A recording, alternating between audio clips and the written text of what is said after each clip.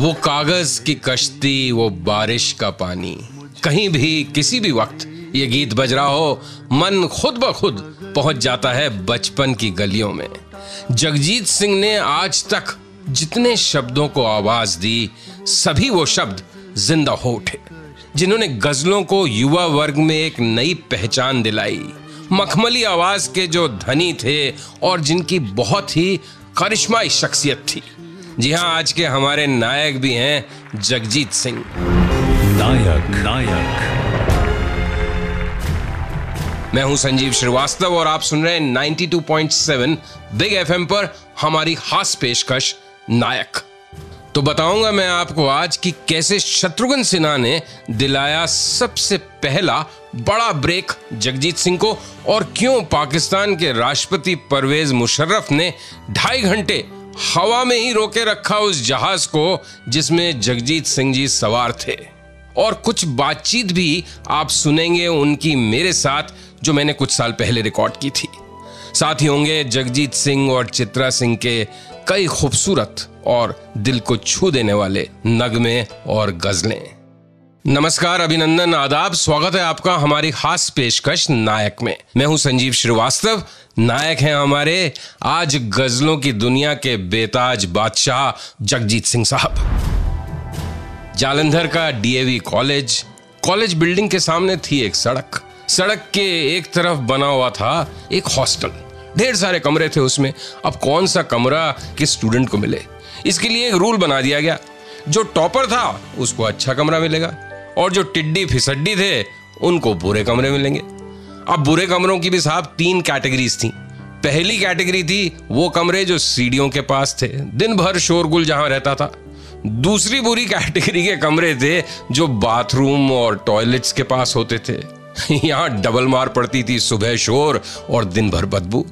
और तीसरी कैटेगरी थी जगजीत सिंह कॉरिडोर।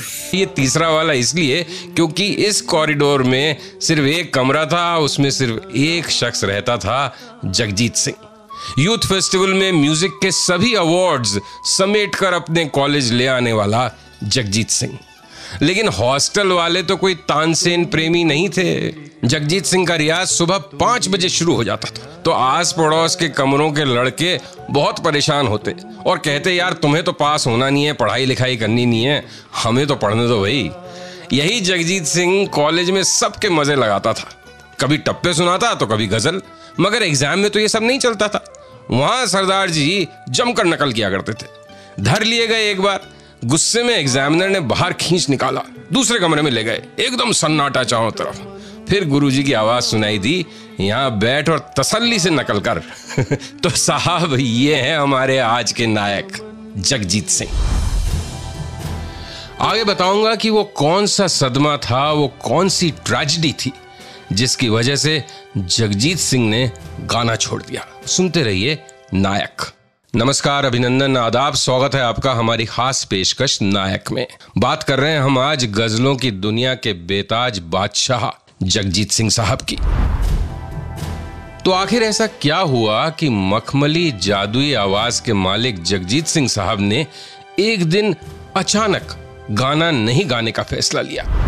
एक ऐसी घटना हुई जिससे उनकी जिंदगी ने जैसे करवट ले ली।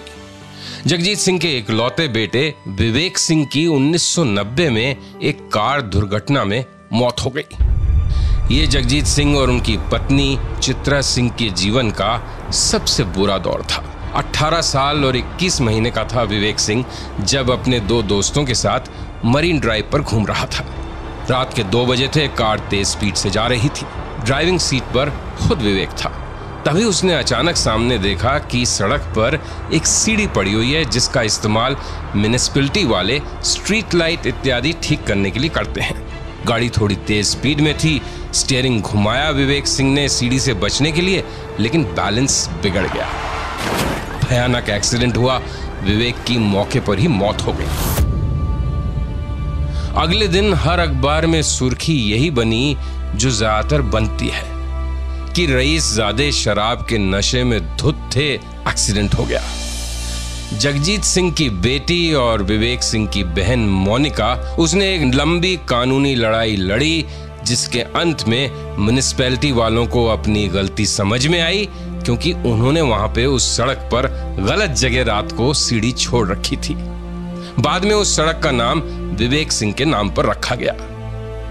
जगजीत तो खैर कुछ हफ्तों बाद तानपुरे पर लौट आए और 6 महीने की चुप्पी के बाद उन्होंने संगीत में ही अपनी मुक्ति भी ढूंढी, मगर चित्रा का रास्ता हमेशा के लिए जैसे बदल चुका था। उसके बाद उन्होंने कभी कोई गाना नहीं गाया। जगजीत सिंह कुछ जल्दी संभल गए या समझ गए, लेकिन उसके बाद अपनी जिंदगी में वो अकेले ही थे, स्टेज पर भी और निजी जिंदगी में भी। नमस्कार, अभिनंदन, आदाब, स्वागत है आपका हमारी खास पेशकश नायक में। मैं हूं संजीव श्रीवास्तव। बात कर रहे हैं हम आज गजलों की दुनिया के बेताज बादशाह जगजीत सिंह साहब की। आज से कुछ साल पहले मेरी जगजीत सिंह साहब से मुलाकात हुई थी, उनका इंटरव्यू किया था। तभी मैंने उनसे पूछा था कि आपके जीवन की इंस्पिरेशन कौन है, आपका नायक कौन है। सबसे ज्यादा जो मेरी लाइफ में जो है वो इम्प्रेशन है मेरे फादर का। क्या नाम था उनका? अमर सिंह। तो उनका जो एटीट्यूड था towards life, towards friend, towards रिश्तेदार, वो अभी तक मेरे जहन में है और उसका असर मेरे पे भी रहा, क्योंकि घर वाले भी बोलते हैं कि आप दूसरे बाबूजी हैं। जगजीत सिंह जी वो शख्स हैं जिन्होंने सिर्फ अपना ही ध्यान नहीं रखा, अपने आसपास वालों का भी ध्यान रखा, जो लोग उनके साथ चाहे जुगलबंदी करते थे या उनके लिए गीत लिखते थे।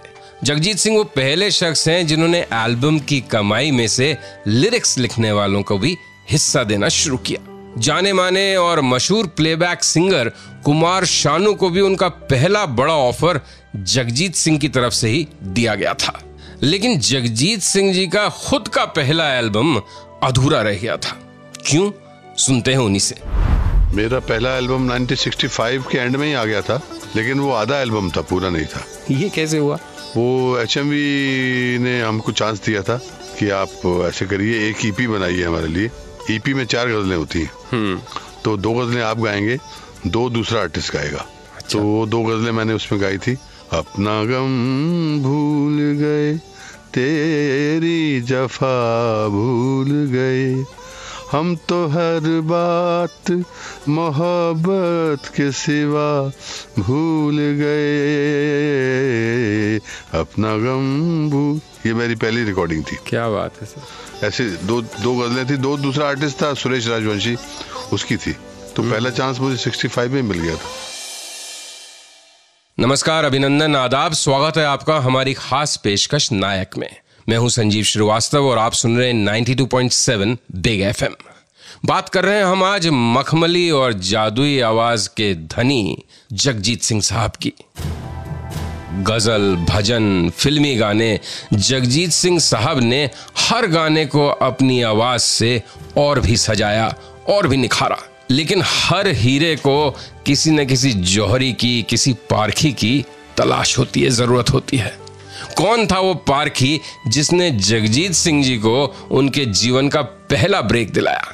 सुनते हैं खुद जगजीत सिंह से। शत्रुघ्न सिन्हा ने मुझे चांस दिया था पहला अमर गीत में। अमर गीत, मेरा गीत अमर कर दो, जो गाना गाया था, प्रेम गीत फिल्म था। शत्रुघ्न सिन्हा और महेश भट्ट, ये दोनों पैरेलल थे, दोनों साथ साथ में आई थी फिल्म। उसी इंटरव्यू में मैंने जगजीत सिंह जी से ये भी पूछा था कि फिल्मी दुनिया में उनके और कौन कौन फेवरेट्स हैं। शंकर महादेवन अच्छी ट्यून बनाता कभी कभी, जतिन ललित भी अच्छा बना, लेकिन दे आर नॉट स्टेडी नहीं है। कोई एक तुक्का लग गया तो लग गया, ठीक है। जैसे मदन मोहन, रोशन, ये जमाना था तो हर ट्यून को वो काम करते थे, हर tune should be hit tune. आजकल तो मशीन है, म्यूजिक भी मशीन में आ गया है, कंप्यूटर में म्यूजिक आ गया है, वो ह्यूमन टच नहीं रहा है। हम तो ग्रो हुए हैं तलत महमूद की आवाज सुन सुन के, रफी की आवाज सुन सुन के, मन्ना डे की आवाज सुन सुन के। आजकल के सिंगर्स में जो आउटस्टैंडिंग मेरे को लगता है वो केके है। KK is the right kind of voice for playback singing. वाकई साहब, मदन मोहन, तलत महमूद, ऐसे सितारों का कहाँ जवाब है, ऐसे फनकार अब कहाँ है। आगे बताऊंगा कि क्यों हुआ गुलजार और जगजीत सिंह में झगड़ा और क्यों मुशर्रफ ने 2.5 घंटे हवा में ही रोके रखा जगजीत सिंह का हवाई जहाज। आप सुनते रहिए नायक और बने रहिए हमारे साथ। नमस्कार, अभिनंदन, आदाब, स्वागत है आपका हमारी खास पेशकश नायक में। मैं हूं संजीव श्रीवास्तव। बात कर रहे हैं हम आज the one and only Jagjit Singh साहब की। गुलजार साहब का कहना है कि मिर्जा गालिब के दौरान जगजीत सिंह जी के साथ उनके कुछ क्रिएटिव मुद्दों पर मतभेद हो गए थे। गुलजार साहब चाहते थे कि मिर्जा गालिब के म्यूजिक में किसी ऐसे साज का इस्तेमाल नहीं हो जो गालिब के दौर में नहीं था। अब जगजीत सिंह का कहना था कि ये तो ठीक नहीं होगा, अगर ऐसा वो करते हैं तो संगीत नंगा लगेगा। वास्तव में उन्होंने इसी शब्द का इस्तेमाल किया था, लेकिन गुलजार साहब ने इस पर कोई समझौता नहीं किया। अंततः सीरियल वही बना रहे थे, चली भी उनकी। लेकिन जगजीत सिंह ने इस एल्बम के साथ इतिहास रच दिया। एक और दिलचस्प वाकया तब हुआ जब 1999 में जगजीत सिंह पाकिस्तान गए। पाकिस्तान के राष्ट्रपति परवेज मुशर्रफ साहब तो उनके खास प्रशंसकों में से एक थे। तो परवेज मुशर्रफ ने उन्हें अपने घर पर आमंत्रित किया और वहां दोनों ने साथ साथ पंजाबी गाने गाए और मुशर्रफ साहब ने तो उनके गानों पर कुछ जुगलबंदी भी की, तबले पर भी कुछ हाथ मारा। कहते हैं कि एक बार पाकिस्तान के ऊपर उनके हवाई जहाज को 2.5 घंटे तक सिर्फ आसमान में इसीलिए घुमाया गया जिससे उस जहाज के मुसाफिर, और कहते हैं कि परवेज मुशर्रफ साहब भी उन यात्रियों में शामिल थे, ज्यादा से ज्यादा समय तक जगजीत सिंह जी की मदहोश करने वाली आवाज में डूबे रह सके। यहाँ भारत में भी former prime minister Manmohan Singh ji Jagjit Singh ji के बड़े प्रशंसक थे और एक बार उन्होंने जगजीत और चित्रा को अपने घर बुलाया था और इस बात को स्वीकार किया था कि उनके घर वाले जगजीत चित्रा के अलावा किसी और का संगीत सुनना पसंद नहीं करते। नमस्कार, अभिनंदन, आदाब, स्वागत है आपका हमारी खास पेशकश नायक में। मैं हूं संजीव श्रीवास्तव और आप सुन रहे हैं 92.7 बिग एफएम। बात कर रहे हैं हम आज गजलों की दुनिया के बेताज बादशाह जगजीत सिंह जी की। बहुत बड़े कलाकार तो जगजीत सिंह जी थे ही, लेकिन जगजीत सिंह जी का एक और शौक भी था। हॉर्स रेसिंग के वो दीवाने थे। इस साउंड अफेयर की रिकॉर्डिंग के दौरान उनकी आवाज बुरी तरह बैठ गई थी। लोगों का कहना है कि उनकी आवाज बैठी इसलिए कि वो एक बार जब महालक्ष्मी रेस कोर्स में घुड़दौड़ देख रहे थे तो यकायक जोश में खड़े हो गए जगजीत सिंह और जोर जोर से अपने घोड़े का नाम लेकर, जॉकी का नाम लेकर बकअप बकअप चिल्लाने लगे। लेकिन उस जोश का नतीजा ये हुआ कि जब अगले दिन सुबह जगे जगजीत सिंह तो गले से आवाज ही नहीं निकल रही। वापस गाना गाने लायक आवाज जगजीत सिंह की होने में पूरे 4 महीने लगे। खुद जगजीत सिंह जी से जब मैंने बात की थी तो उन्होंने अपने इस गैम्बलिंग के शौक के बारे में मुझे बताया था। म्यूजिक के अलावा आई एम ए गैम्बलर हैं। हाँ, बॉर्न गैम्बलर। आई गैम्बल, आई ओन हॉर्सेस, रेस हॉर्सेस है मेरे 5-6। तो Gamble is in my blood, क्योंकि रेस कोर्स में जब हम जाते हैं तो म्यूजिक भूल जाते हैं। वहाँ सिर्फ घोड़ों की बातें होती हैं, रेस की बातें होती हैं, तो एक ब्रेक मिलता है। लेकिन गैम्बलिंग तो काफी खतरनाक शौक है। तो डिपेंड्स ऑन यू ना, how you handle your Gamble instinct. जोश में आ जाए तो खतरनाक है, अगर हिसाब से खेलो तो ठीक है। होश में खेलो। हाँ, होश में, जोश में नहीं। नुकसान उतना ही करते जितना अफोर्ड कर सकते हैं। बहुत खूब। तो सुना दोस्तों आपने जगजीत सिंह साहब ने किस अंदाज में अपनी निराली जिंदगी जी थी। तो ये थे हमारे आज के नायक जिनकी आवाज हम कभी नहीं भुला पाएंगे, वो जगजीत सिंह। कल शाम 8 बजे फिर हाजिर होता हूं आपके सामने एक नए नायक की कहानी के साथ। शुभ रात्रि, good night, take care everyone.